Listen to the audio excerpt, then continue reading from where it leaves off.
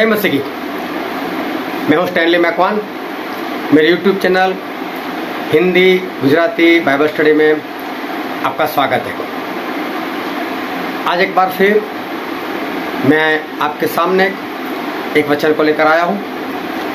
तो अगर आप मेरे चैनल पर नए हैं तो मेरे चैनल को सब्सक्राइब करो और वीडियो पूरा देखना। पसंद आए तो लाइक करना, शेयर भी करना, कमेंट भी करना, और अगर पसंद ना आए तो भी उसको डिसलाइक कर देना और कमेंट भी करना। पर वीडियो पूरा देखना, उसके बाद ही कुछ करना। और आज जो वचन है वो है दानिएल भविष्यवक्ता का पुस्तक और उसका अध्याय 6 और वचन है उसके 1 से लेकर 5 तक। तो हम पढ़ते हैं दानिएल उसका अध्याय 6 1 से 5। दारा को यह अच्छा लगा कि अपने राज्य के ऊपर 120 ऐसे अधिपति ठहराए जो पूरे राज्य में अधिकार रखे, और उनके ऊपर उसने 3 अध्यक्ष जिनमें से दानिएल एक था इसलिए ठहराए कि वे उन अधिपतियों से लेखा लिया करें और इस रीति राजा की कुछ हानि न होने पाए। जब यह देखा गया कि दानिएल में उत्तम आत्मा रहती है तब उसको उन अध्यक्षों और अधिपतियों से अधिक प्रतिष्ठा मिली। वरन राजा यह भी सोचता था कि उसको सारे राज्य के ऊपर ठहराए। तब अध्यक्ष और अधिपति राजकार्य के विषय में दानिएल के विरुद्ध दोष ढूंढने लगे, परंतु वह विश्वास योग्य था और उसके काम में कोई भूल या दोष न निकला, और वे ऐसा कोई अपराध या दोष न पा सके। तब वे लोग कहने लगे, हम उस दानिएल के परमेश्वर की व्यवस्था को छोड़ और किसी विषय में उसके विरुद्ध कोई दोष न पा सकेंगे। परमेश्वर पिता इस वचन को आशीषित करे, और परमेश्वर पिता का वचन सच्चा है और बाइबल में ऐसा लिखा है कि यदि सच्चाई को जानोगे तो सच्चाई तुम्हें आज़ाद करेगी। तो परमेश्वर का वचन उसको थोड़ा ध्यान से सुनना ताकि आप समझ पाओ कि परमेश्वर आज आपसे क्या बात करने के लिए जा रहे हैं। जब नबूकदनेस्सर ने पूरे वर्ल्ड के ऊपर उन्होंने कब्जा कर लिया और आखिर में इजराइल के ऊपर, यहूदिया के ऊपर भी कब्जा कर लिया, और इजराइल लोगों को वो बंदी बनाकर वो अपने शहर में, अपने देश में ले गए। तब दानिएल जो थे वो भी वहाँ पर बंदी बनाकर ले जाए गए। और जब दानिएल गए तो उस वक्त बाइबल में नहीं लिखा, लेकिन जिन लोगों ने बाइबल की स्टडी की है वो लोग ऐसा कहते हैं कि उस वक्त दानिएल की आयु जो थी, उनकी जो उम्र थी वो तकरीबन थी समझो 15 साल। मतलब एक किशोर थे, अभी जवानी में पैर रख रहे थे। और जो नबूकदनेस्सर राजा थे उनको अपने लिए कुछ लोग चाहिए थे जो उनके साथ उनके राज दरबार में रहे और अच्छा काम करे, और जो अच्छे हो, भले हो, और समझ लो कि उनके काम आए ऐसे हो और ईमानदार हो, ऐसे लोगों की ज़रूरत थी। तो उन्होंने अपने आदमियों को बोला कि देखो बहुत सारे गुलाम मैं लेकर आया हूँ, तो उनमें से कुछ लड़कों को तैयार करो। अभी उनकी जो परंपरा थी उसके अनुसार कुछ लड़कों को चुना गया, उसमें दानिएल भी चुने गए। और दानिएल के 3 मित्र थे, हनान्याह, मिशाएल और अज़रिया। ये तीनों भी चुने गए। अभी इन सारों को अपने घर से अलग होकर राजा के पास, मतलब कि राजा का जो लोग थे और जो लोग इनको ट्रेनिंग देने वाले थे उनके पास अलग से रहना था, और इनको खाना वो खाना था जो राजा का खाना होता है। अभी सोचो, एक तो ये लोग गुलामी में गए, गुलामी में खाएंगे क्या, कमाई क्या करेंगे। लेकिन देखने जाओ तो दानिएल और हनान्याह, मिशाएल, अज़रिया, इनको पर जैसे समझो कि परमेश्वर की कृपा हो गई, इनको तो अच्छा खाना मिलेगा, राजा का खाना मिलेगा। लेकिन वो लोग खाना किस तरह से बनाते होंगे मालूम नहीं, और खाने में क्या देते होंगे वो भी मालूम नहीं, क्योंकि बाइबल में कुछ लिखा नहीं। लेकिन वो जो भी खाना था, या तो जिस तरह से खाना बनता था उसके हिसाब से दानिएल ने देखा कि ये मेरे परमेश्वर को पसंद नहीं, और इसलिए उन्होंने जो उनका ट्रेनर था उनको ट्रेन करने वाला जो था, उसको दानियल ने इतना बोला कि सर जी, हम ये खुराक नहीं खाएंगे, हमारे लिए कुछ और प्रबंध करो। तो जो ट्रेनर था वो बोल रहा है ऐसा कैसे हो सकता है, क्योंकि यही खुराक खाने से आपकी सेहत अच्छी रहेगी, आपका कलर अच्छा बनेगा, इसलिए ये काम मैं नहीं कर सकता। लेकिन फिर भी दानियल ने विनती की, सर जी आप हमारे लिए कुछ करो, चलो ऐसा करो 10 दिन के लिए ही सही, लेकिन हमें सिंपल सा खाना दो, बस सब्जी भाजी ऐसा ही कुछ खाना दो, और 10 दिन के बाद आप देखना हम जितने भी लड़के सभी लोगों को चेक करना और देखना हम कैसे दिखाई देते हैं। तो जो ट्रेनर था उन्होंने सोचा कि चलो 10 दिन की बात है, कर देते। परमेश्वर उनके मन में काम किया, और फिर हुआ ऐसा कि 10 दिन के बाद जब चेक किया गया तो दानियल और इनके जो मित्र थे, हनान्याह, मिसाएल, अजर्याह, ये सभी लोग तो और लड़कों से बेहतर दिखाई दिए। लेकिन यहाँ पर एक बात समझने वाली है कि एक तो ये लोग गुलाम है, और जो गुलाम है उसको वहां समझो कि सरकारी जॉब मिल रही। अभी समझो कि आपको कहीं किसी और देश में गुलाम बनाकर लेकर जा रहे हैं, और वहां पर अगर आपको सरकारी जॉब मिल रही है तो आप क्या समझोगे? अरे परमेश्वर की कृपा हो गई, परमेश्वर आपका धन्यवाद। फिर वहां कुछ भी करना पड़े ना, इंसान तैयार हो जाता है।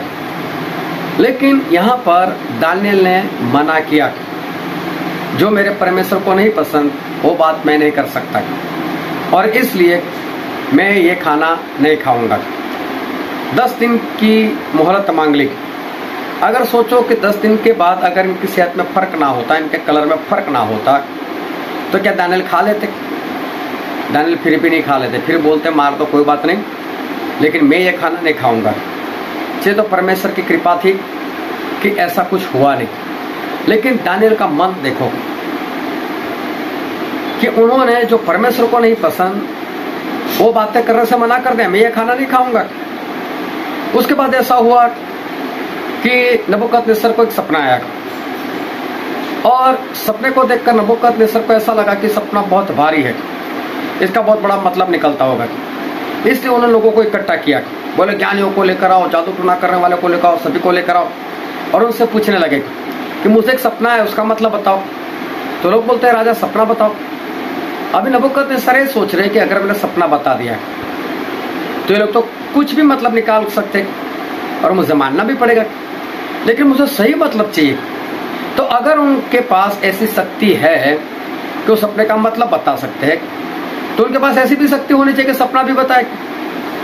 तो उन्होंने आइडिया लगाया, देखो मैं सपना भूल गया हूँ, मुझे सपना भी बताओ और सपने का मतलब भी बताओ। अभी लोग परेशान, सपना कैसे बताए, मतलब बता सकते, सपना कैसे बताए?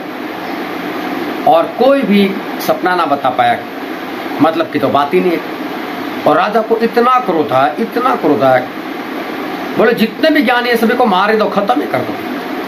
अभी सोचो नबूकदनेस्सर पूरी दुनिया पर राज कर रहे हैं, और पूरी दुनिया के ऊपर राज करने के लिए उनको ज्ञानी लोग चाहिए। हमारे भी प्रधानमंत्री है तो उनको भी कितने लोगों की जरूरत है, फाइनेंस मिनिस्टर की जरूरत है, और सभी की जरूरत होती है, क्योंकि वो अकेले काम नहीं कर सकते, दिमाग वाले लोगों की जरूरत है। अब इनको तो पूरी दुनिया चलानी है, और सभी ज्ञानियों को अगर मार देंगे तो इससे ये पता चलता है कि नबूकदनेस्सर का क्रोध कितना भड़का होगा। सोचो कितना भड़का होगा, बहुत ही ज्यादा। और ऐसा हुआ कि ये जो क्रोध था, उस क्रोध के कारण कुछ भी नहीं सोचा कल मेरा क्या होगा, खत्म ही कर दो। लेकिन मारने वाले कहां पर गए पता है? दानियल के पास गए। दानियल को बोलते मरने के लिए तैयार हो जाओ, तलवार निकाल दी। दानियल बोलते ऐसा हुआ क्या, मैंने क्या किया? अरे हमारे राजा का हुक्म है कि जितने भी ज्ञानी उनको मार दो। बोले लेकिन ऐसा हुक्म क्यों है? बोले वो कुछ सपना आया है। बोले चलो मुझे राजा के पास लेकर जाओ। अभी देखो एक तो राजा पूरा क्रोध में है, अभी ये बोल रहे हैं दानियल मुझे उसके पास ले चलो। अभी राजा को वहां जाकर क्या बोलना है? सपना तो बता नहीं सकते क्योंकि उनको मालूम ही नहीं है। वहां जाकर राजा को ऐसा बोलना है कि राजा कुछ वक्त दो और मैं आपको सपना और उसका मतलब दोनों बताता हूं। अभी जो पहले से क्रोध में इतने क्या उनको जाकर आप एक दिन मांग सकते हो? ये तो मौत को और करीब बुलाने वाली बात है। लेकिन दानियल को अपने परमेश्वर के ऊपर पूरा भरोसा है, कोई बात नहीं, चलो ले चलो। और वो गए, और जब गए वहां पर, और राजा को बोला, राजा सिर्फ एक दिन, सिर्फ आज की रात, और कल मैं आपको सपना भी बता दूंगा, मतलब भी बता दूंगा। राजा बोलता चलो कोई बात नहीं। और दानियल ने अपने तीनों मित्रों को बुलाया, चलो हम प्रार्थना करते, और परमेश्वर हमको सपना भी बताए और मतलब भी बताए। प्रार्थना होने के बाद वो सभी सो गए। देखो इनका विश्वास तो देखो, एक बार प्रार्थना की, सो गए। और बाइबल में लिखा है कि रात में सपने में परमेश्वर ने दानियल को नबूकदनेस्सर वाला सपना बता दिया। दानियल उठ खड़े हुए तो उसका मतलब भी बता दिया। अब दानियल ने सुबह में जाकर राजा को सब कुछ बता दिया। अब राजा क्या बोलते हैं मालूम? दानियल की आराधना करो, दानियल को बलि चढ़ाओ, बोले इसका परमेश्वर वही महान परमेश्वर, इसका परमेश्वर सच्चा परमेश्वर। और देखो दानियल का नाम चारों ओर। और राजा ने बोला कि अब मेरे बाद अगर किसी की पोस्ट रहेगी तो वो है दानियल की पोस्ट। अभी दानियल की पोस्ट लग गई। फिर दूसरी बात, दानियल ने बोला कि मेरे भी 3 मित्र हैं, उनको भी कुछ पोस्ट दिला दो, उनको भी सरकारी जॉब मिल गई। देखो दानियल अपने परमेश्वर के लिए कितने बेताब से है, कितना विश्वास है, कितना प्रेम है अपने परमेश्वर से, कैसे आज्ञाकारी में चलते। उसके बाद नबूकदनेस्सर को एक बार और सपना आया। उस सपने का ऐसा मतलब होता था कि नबूकदनेस्सर पशु जैसा हो जाएगा, उसके बाल जो पंछी होते उसके पंख के समान हो जाएंगे, उसके नाखून बढ़कर पशु जैसे हो जाएंगे, उसको जंगल में जाकर बांध दिया जाएगा और वो पशु की तरह घास खाएगा, ऐसा होगा। अभी देखो एक राजा को ऐसे कैसे बता सकते हैं?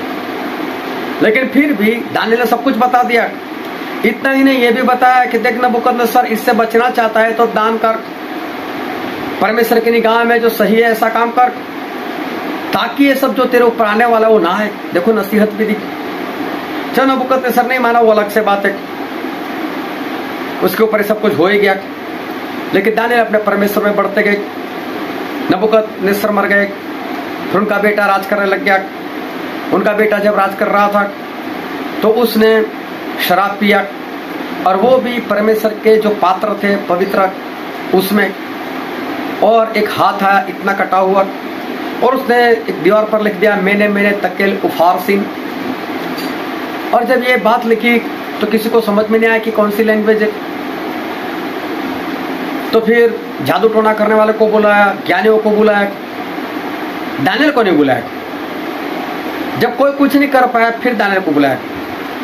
और मालूम है दानियल ने उस नबूकदनेस्सर के बेटे को बेलशास्सर को डांटा, एक राजा को डांटा, शर्म नहीं आती तुझे, ऐसा काम करना चाहिए तुझे, इसमें शराब पीनी चाहिए क्या, ये पवित्र वस्तु है। और देखो ऐसी हालत हो गई, बिल्कुल डरे नहीं। अगर राजा को गुस्सा अगर दानियल को मार दे तो नहीं, पहले परमेश्वर जो होगा देखा जाएगा। उसके बाद एक एक कर कर राजा बदलते गए, और बाद में एक राजा आए जिसका नाम था दारा। उन्होंने तो दानियल को अपना मित्र ही बना लिया, बोले इतना ज्ञानी है मेरा मित्र। दोनों की आपस में बहुत अच्छी बनती थी। अभी उस वक्त कुछ लोग थे जो दानियल से जलते थे, और इसलिए उन्होंने चाहा कि किसी तरह से दानियल को फंसाते। उन्होंने बहुत प्रयत्न करे, लेकिन दानियल कहीं पर भी नहीं फंसे। दानियल के पास ज्ञान इतना, परमेश्वर की उपस्थिति इतनी, प्रार्थनाएं इतनी। तो जो वचन हमने पढ़ा था दानियल भविष्यवक्ता का पुस्तक, उसका अध्याय 6:1-5, तो आखिर में इन लोगों ने ऐसा सोचा, 5वें वचन में लिखा है कि दानियल को अगर फंसाना है तो सिर्फ उसका परमेश्वर है। मतलब उसके परमेश्वर के विरोध वाली बात कुछ करते हैं, उनके परमेश्वर की जो व्यवस्था है उस व्यवस्था के विरोध वाली कुछ बात करते हैं। और अगर ऐसा हम करेंगे तो ही दानियल फंस सकते, वरना दानियल नहीं फंसेंगे। बोले क्या करते? तो सारे लोगों ने प्लान बनाया और वो सभी चले गए राजा के पास। राजा को बहका, राजा जी एक काम करते, बोलो। राजा कहते कहो। बोले आज से 30 दिन ऐसे होने चाहिए कि कोई भी इंसान कोई भी देवी देवता को नहीं मानेगा, किसी की प्रार्थना नहीं करेगा। अगर इसको मानना है, बलि चढ़ानी है, प्रार्थना करें, सिर्फ आपकी ही पूजा की जाए और किसी की नहीं। और अगर कोई भी इंसान आपके सिवा किसी और की पूजा करते हो पकड़ा जाए या प्रार्थना करते हो पकड़ा जाए, उसको सिंहों के बिल में डाल दिया जाए। ये तो राजा है, इसको तो अच्छा लगा, ये तो मेरे लिए अच्छी बात है, लोग मेरी पूजा करेंगे, मेरी आराधना करेंगे। साइन कर दी, कानून बन गया। अभी दानियल को ऐसा पता चला कि कानून बन चुका है और राजा ने साइन कर लिया है। अभी दानियल के पास ऑप्शन ये है कि दानियल राजा के पास जाए और राजा को बोले देखो राजा जी, आपने जिस कानून के ऊपर साइन किए, लेकिन आप जानते हो कि मैं तो मेरे जीवित परमेश्वर को मानता हूं, मैं आपकी आराधना नहीं कर सकता, मैं आपकी पूजा नहीं कर सकता, करूंगा भी नहीं, पर आप तो मेरे मित्र हो, तो क्या मुझे आप सिंहों के बिल में डाल दोगे? क्या मेरे लिए भी ये कानून है? अगर राजा के पास जाते तो हो सकता है राजा के दिमाग में ये बात आ जाती। राजा बोलते हैं नहीं, दानियल के लिए नहीं, चलो दानियल आजाद इस बात से। लेकिन दानियल ने ऐसा नहीं किया। दानियल कुछ और भी बता सकते थे, लेकिन उन्होंने किसी तरह से राजा से कुछ भी सहायता नहीं ली। लेकिन बाइबल में लिखने के अनुसार 6 अध्याय शांति से पढ़ना है। वो अपने कमरे में गए और जो खिड़की यरूशलेम की ओर खुलती थी उसको खोला और हर रोज करते थे वैसे दिन में 3 बार प्रार्थना की। क्योंकि सुलेमान ने ऐसी प्रार्थना की थी कि परमेश्वर अगर तेरे लोग बंधन में चले जाए, गुलाम बन जाए और वहां से भी इस भवन की ओर, इस मंदिर की ओर देखकर कोई प्रार्थना करे तो प्रार्थना सुन लेना। अभी दानियल जो है वो इस तरह से प्रार्थना करते थे यरूशलेम की ओर देखकर उस दिशा में। तो उस दिशा में जो खिड़की थी उसको खोल दिया। अभी दानियल के पास यहाँ पर एक ऑप्शन और है, खिड़की बंद कर प्रार्थना करे, दरवाजा बंद कर प्रार्थना करे। अगर ऐसे प्रार्थना करे तो जो इनको विरोधी है पकड़ नहीं पाएंगे। किसने घर का दरवाजा है खिड़की बंद कर क्या क्या देखी जाएगी, जो होगा देखा जाएगा। खिड़की खोलकर ही प्रार्थना की और दानियल पकड़े गए। दानियल पकड़े गए, राजा के पास लेकर आए। राजा समझ गए कि ये लोग इसको फंसाना चाहते थे। राजा ने बहुत प्रयत्न किया, किस तरह से दानियल को बचाओ, किस तरह से दानियल को बचाओ। राजा थे, बचा सकते थे, वो बोल देते। चाहे उन लोगों ने बोला कि राजा हमारे कानून नहीं बदलते, तो राजा बोल देता मुझे बदलना है, तू कौन है? तो राजा सबसे ऊपर है। राजा ऐसा बोल सकते थे, दानियल मेरा मित्र, मैंने डालूंगा उसमें, जाओ जो हो सकता है कर लो। और अगर वो ज्यादा बोले तो राजा तो उनको सिंहों के बिल में डाल सकते, क्योंकि सारा अधिकार उनके हाथ में है। लेकिन फिर भी राजा कुछ नहीं कर रहे, बचाने का प्रयत्न किया, लेकिन इस तरह से बचा सकते थे, ऐसा तो कुछ किया नहीं। आखिर में दानियल को सिंहों के बिल में डाल दिए गए। दानियल ने एक भी बार राजा से ऐसा नहीं कहा राजा कुछ तो सहायता करो, मुझे बचा लो, कुछ भी नहीं, सिर्फ परमेश्वर के ऊपर भरोसा है। सुबह में राजा गए उस गुफा के पास और आवाज लगाई कि दानियल, क्या आपके परमेश्वर आपको बचा लिया? और दानियल अंदर से उत्तर देते कि हाँ राजा, मैं तो जिंदा हूं, मेरे परमेश्वर सिंहों के मुंह बंद कर दिए और सिंहों ने मुझे कुछ नहीं किया। अरे सिंहों के मुंह बंद कर दिए तो पंजा तो था ना, मार तो सकते थे, खा नहीं सकते थे, मार तो सकते थे। ये कहने का मतलब ऐसा नहीं कि परमेश्वर ने उनका मुंह बंद कर दिया। ये कहने का मतलब ये है कि परमेश्वर ने सभी सिंह को बोल दिया, दानियल मेरा बेटा है, किसी को कुछ नहीं करना है, और किसी ने कुछ भी नहीं किया। दानियल को बाहर निकाल गए। उसके बाद जो राजा थे उन्होंने उन लोगों को बुलाया जिन्होंने ये सारा कपट किया था दानियल को फंसाने के लिए, उन सभी को सिंहों के बिल में डाल दिया। अभी क्या ये कानून था? तो कानून के ऊपर होकर राजा ने काम तो किया ना, इनको क्यों डाला? और फिर भी अगर राजा डाल सकता है तो इसका मतलब वो दानियल को भी पहले बचा सकते थे, लेकिन बचाया नहीं। चलो ये बात छोड़ो, हमारा परमेश्वर जिंदा है तो हमारे परमेश्वर दानियल को बचा लिया। लेकिन यहां पर जिस वचन से परमेश्वर आज आपसे बातचीत कर रहे या समझाने के लिए जा रहे, वो वचन है दानियल 6:5।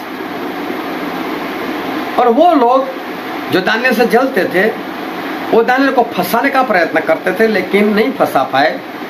तो 5वें वचन में लिखने के अनुसार ये लोग ऐसा चाहते थे, ये लोग ऐसा सोच रहे थे कि दानियल को अगर फंसाना है तो सिर्फ उनके परमेश्वर को लेकर ही फंसा सकते हैं, वरना नहीं। परमेश्वर की व्यवस्था से फंसा सकते हैं और कहीं पर भी नहीं। मतलब इनका कहने का मतलब ये है कि अगर हम ऐसा कानून बनाए है कि राजा की पूजा की जाए तो दानियल ऐसा है कि मर जाएगा, लेकिन राजा की पूजा हरगिज नहीं कर सकता। देखो दानियल की गवाही कितनी बड़ी है। अन्य जाति के लोग दानियल के बारे में ऐसी बात कर रहे कि उसके परमेश्वर के सिवा हम दानियल को कहीं पर भी नहीं फंसा सकते। कितनी बड़ी गवाही! क्या एक गवाही अचानक हो गई? नहीं, वो 15 साल से थे तब इससे तो बाइबल की बात लिखी हुई है। मुझे लगता है उनके माता पिता ने बचपन से उनको सिखाया होगा क्या खाना चाहिए, क्या नहीं खाना चाहिए, कैसी चीज खानी चाहिए, कैसी चीज नहीं खानी चाहिए। हमें एक इज़राइल, एक विश्वासी होने के नाते कैसा जीवन जीना है। और तब 15 साल की उम्र में दानियल ऐसा कह सकते हैं, मैं राजा का खुराक नहीं खाऊंगा। तब से लेकर आज तक दानियल की जो बातें उस जगह पर हो रही होगी और उनका जो चरित्र रहा होगा, उसके कारण ये इनके विरोधियों को इतना पता चल गया दानियल सब कर सकते लेकिन अपने परमेश्वर के विरोध में कुछ भी नहीं। दानियल सब कर सकते हैं लेकिन अपने परमेश्वर को नहीं पसंद, ऐसी कोई बातें दानियल नहीं कर सकते। इतनी बड़ी बात। ये गवाही दानियल की है जो कोई और दे रहा है। अब मेरा आपसे सवाल, क्या आपके जीवन में ऐसी कोई गवाही है जिससे लोग ऐसा कह सके? क्या आपके बारे में कोई ऐसा कह सकता है कि कोई भी बर्थडे पार्टी हो, शादी का खाना हो, घर का उद्घाटन हो, कहीं गार्डन में घूमने जाने की बात हो, लेकिन ये ऐसा विश्वास ही है कि अपने परमेश्वर की संगति छोड़कर वो वहां पर नहीं जाएगा, वो चर्च नहीं छोड़ेगा, वो गार्डन में घूमना छोड़ देगा, वो अपने रिश्तेदार की शादी भी छोड़ देगा, लेकिन ये परमेश्वर का चर्च नहीं छोड़ सकता, ये परमेश्वर की संगति नहीं छोड़ सकता। क्या आज आपके ऐसे कोई गवाही है? ये गवाही ऐसे नहीं बनती। क्या आज आपके जीवन में ऐसी गवाही लोग दे सकते कि चाहे कितने भी लोग हो लेकिन ये कभी चढ़ाया हुआ नहीं खाएगा, अशुद्ध खुराक नहीं खाएगा? क्या ऐसी गवाही आज है आपके जीवन में कि लोग आपके बारे में ऐसा बोल सके? क्या है आपके जीवन में? आपका जीवन कैसा है? अपने आप को जांचो, अपने आप को परखो। क्या आपकी गवाही ऐसी है जैसे दानियल की थी? कितनी बड़ी गवाही, कितनी बड़ी गवाही कि दानियल अपने परमेश्वर के विरोध में कुछ भी नहीं करेंगे। लोग तो गाली बोलने से नहीं डरते, लड़ाई झगड़ा करने से नहीं डरते, क्रोध करने से नहीं रुकते, अशुद्ध खुराक खाने से अपने आप को पीछे नहीं करते। ऐसा समझते कहां परमेश्वर देख रहे, कहां परमेश्वर देख रहे। और प्रार्थना करते हो कैसा सोच रहे जैसे परमेश्वर मेरे पास खड़े। कहां ऐसे लोगों की प्रार्थना सुनाई देगी? आपकी गवाही है क्या? ऐसा जीवन जियो कि लोग आपकी भी उस दानियल की तरह गवाही दे सके। ये वचन समझने के लिए परमेश्वर आपको कृपा दे। आमीन।